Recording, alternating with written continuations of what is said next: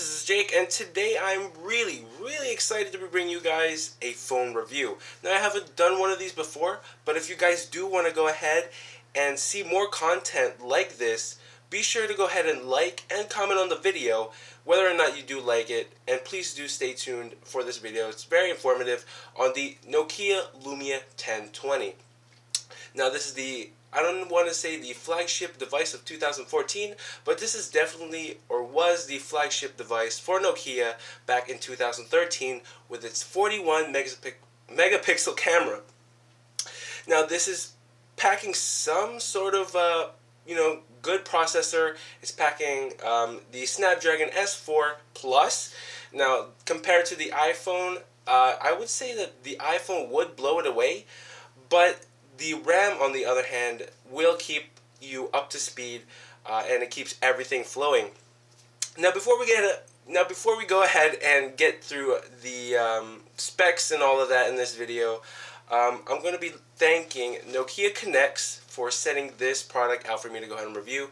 After my 2 weeks, I'm going to be shipping it back. So, some things that you will get with the box. I'm just going to move the phone away. You are going to get, well, obviously some manuals and other stuff. Got the film here. Kind of took it apart already. I've been using this for about a week now, and it's a phenomenal device. But you guys can go ahead and learn more about that if you stay tuned. Now, this is NFC supported. You are going to get a free 2 by 30 or 20 by 30 poster if you go ahead and want that. And you got some other information.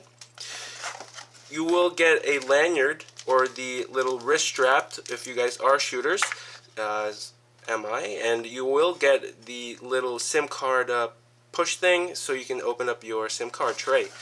Now I'm just going to go ahead and set that aside. And you're also going to be getting a very standard, I believe, micro USB, you guys can see there, and you will get the adapter. It looks like you have the insignia right there, Nokia. Very simple.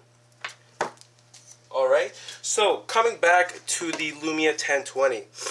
Now, this is the 41 megapixel camera, as I said. Now, this does come in 3 colors. You're going to have it in black, white, and yellow. It's available for AT&T, I believe T-Mobile, and I believe Verizon. I'm not going to say, but if you guys want to go ahead and check the description, all the information will be down below. Now, this is rocking a 4.5-inch display, so if you are on an iPhone, this is a definitely larger display.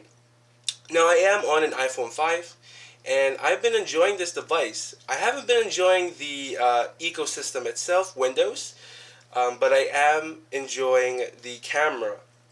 Coming back, we're going to be checking out the internals. So the internals is a 32 solid 32 gig device. This is not going to be able to step up or increase your storage, not like in the S4 where you go ahead and increase it with an SD card. And if you guys have been on an iPhone, you will know that that is not increasable or expandable storage as well.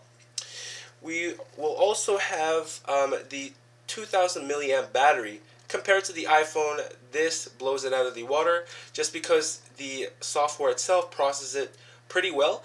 I got about a whole day's worth, probably about 14 hours use in one day. That is phenomenal compared to my iPhone 5, which gets about 8 to 6 hours full use. Now, I'm using this without a SIM card, so that may have an effect with the cellular affecting the battery. Now, the iPhone 5 was having some issues with the software, and this is not having any issues whatsoever. Well, Windows is rocking its, I believe, Windows RT. I'm not sure. But you do have the tiles. So it really doesn't run that much RAM or processing power to run these tiles. Some other things we can get through. This is a dual-core Snapdragon S4, as I've said, running at 1.5 gigahertz. This does run faster, I believe, than an iPhone 5, but it's not as smooth as an iPhone 5. With daily use, I did not see any like splashes or like shutdowns, anything weird really, and I've been enjoying it, as I've said.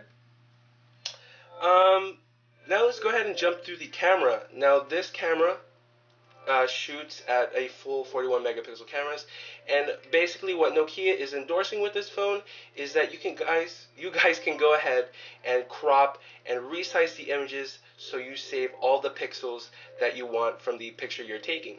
Now I do have lots of pictures that I'm going to be showing. You guys can go ahead and check that out.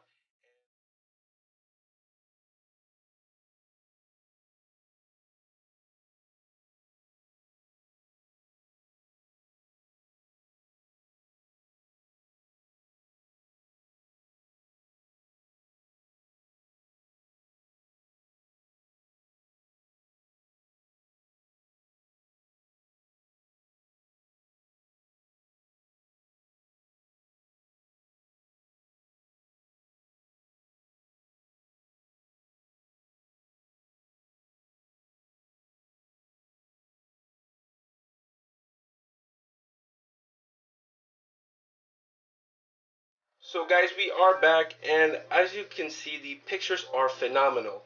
Now, the one thing that you're going to really hate about this is the pixels per inch. Now we have 334 pixels per inch, so those images that you do get on your phone are not going to look as nice on this Windows phone compared to you looking at them on your PC or your Mac. Now this is an AMOLED display, so you are going to get some crisp pictures, but the range of the pictures, if you're looking at from this angle, is going to vary.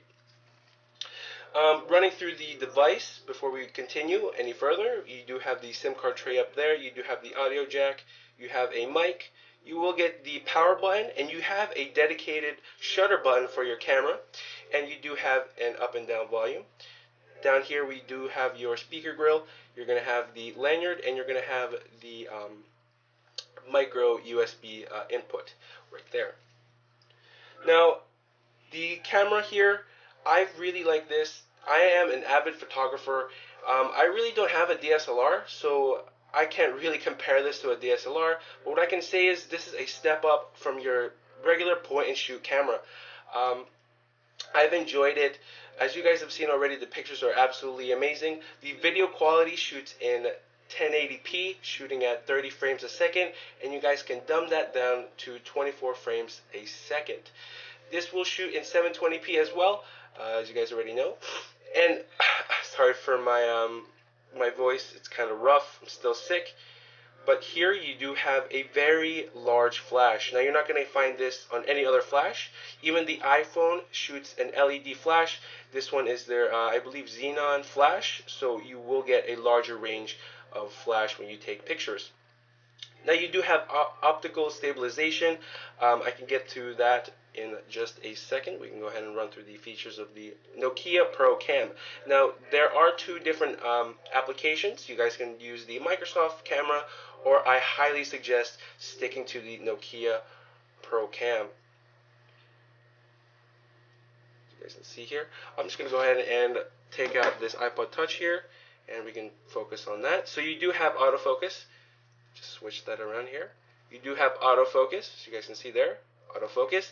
Now you do have three buttons here, very simple to use. You do have your video, you will have your shutter, and you will have this other button here. This is for taking dramatic shots. Basically it'll stitch your pictures, or it'll weave it into a single picture. Up here we do have your flash on. You guys can toggle that, and you do have other features, but the way I would toggle this is through the swipe from the shutter button.